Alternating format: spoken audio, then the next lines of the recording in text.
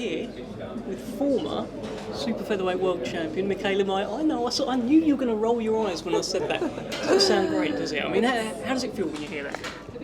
I hate that. It sounds horrible. I guess I'm still getting used to it, but I don't want to get used to it. That's changing real quick. We're not going to keep that title. Yeah, well, I mean, that was literally the last time you were in London. You had to kind of leave empty-handed, but this time there's a WBC interim belt on the line, I believe. You're going to take something with you? Yes, lots. I got a good piece of information this camp, gave me a lot of motivation. They are putting the WBC interim belt on the line, which will put me right back in position for a world title shot, depending on who wins the fight at the end of the year between Katie Taylor and Amanda Serrano. So are you hunting down Katie Taylor? I think everyone has been hunting down Katie Taylor. It's no secret that, she's been at the top of the game since I started the sport. So I have a ton of respect for her, but at the end of the day, I've always wanted to challenge myself against her. I've always believed I could beat her. And so I got to get through Leonardo 2 this Saturday night, and she's the reward. Well, look, we'll come to Leonardo 2. I just want to go back to that Alicia Baumgardner fight. Now, are you treating it as a loss? Because it was a split decision, right? And a lot of people think you won that night. So when you reflect on it, I know you haven't got the belts now, but do you reflect on it as a loss? I've got to come back, I've got to learn, or is it like, it doesn't really count? Like, what do you think? Yeah, so it's interesting, right? Because I came out of that fight feeling like I had won, obviously, but not just that. It's like I didn't feel like I had taken a step back or that I needed to have an easy fight, a comeback fight. Everyone keeps calling this my comeback. I'm like, this is not my comeback. I didn't go anywhere. I'm the best boxer I've ever been. I'm in my prime.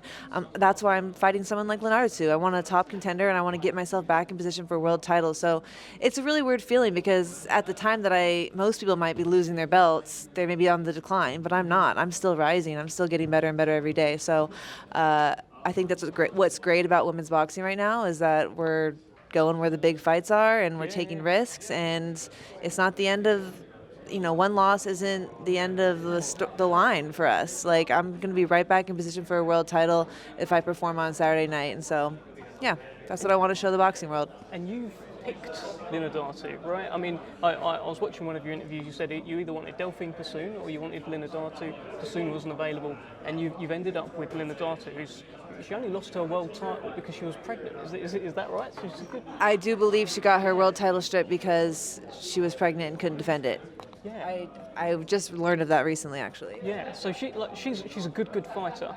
And she's also the only fighter that has defeated Alicia Baumgardner. I put out a tweet last night saying, I think Mikaela Mayer is low-key trolling. Oh, that was you. I saw that. I retweeted it, yeah. Yeah. Well, are you low-key trolling her? Of course, a little bit. This is entertainment also at the end of the day, right? And nobody wanted to see me fight after that huge build-up and rivalry, which, the fans loved, and I'm about the fans. No one wanted to see me go up against someone they had no idea who they were. Yeah. So I'm like, let me help the fans follow the storyline. Let me get them excited about this next fight.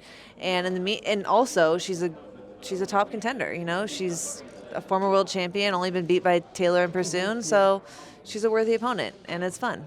It is fun, and even though you're not fighting Baumgardner, you're sort of still fighting her, aren't you? You're sort of like, look what I can do. Yeah, it's a little. I am trolling, yes. Lightweight. Okay, so your whole career you've been at super featherweight. I can't imagine it's been particularly easy. What is a lightweight version of Mikaela Mayer like? I think that it's long past due, you guys can see my size. Everyone has been telling me that I'm huge for the junior lightweight division. I've known that. You don't take offense to that, though? No. You look huge, okay? No, I am. I'm very tall, and I think for the longest time, because I had that dream of going undisputed at 130, I really wasn't reaping the benefits of my hard work. So I'm training extremely hard and then going home and eating a 400-calorie dinner. It's just like I wasn't letting my body really fill out, and so now I feel a lot stronger. I've been able to refuel myself properly, and I'm excited to see how it translates into the ring on fight night. Well, I know you're a big Spice Girls fan as well, so you this move to 135, is there going to be a bit more girl power? Definitely a bit more girl power, yeah. I do feel stronger, I really do, and I don't want to speak too soon. I want to let the fight do the talking for me, but I want to make a statement at this weight. And I know I've always had power, and I want to show it. It's time that I show it. And so I'm really looking forward to getting in there and showing that I have a little bit more pop. We're looking forward to it. I'd like you to give a little message to the London fans that the Mayor of London is back. Which camera should we look into to get that message? Tell them something, Mikaela. The Mayor of London is back, you guys. I have not been deterred from wanting to fight in London. I think you guys are great. The fans here are awesome. I'm excited to be back. You guys bring great energy to the arena. Make sure you get your tickets and tune in Saturday night. Thank you, Mikaela Mayer. Thanks.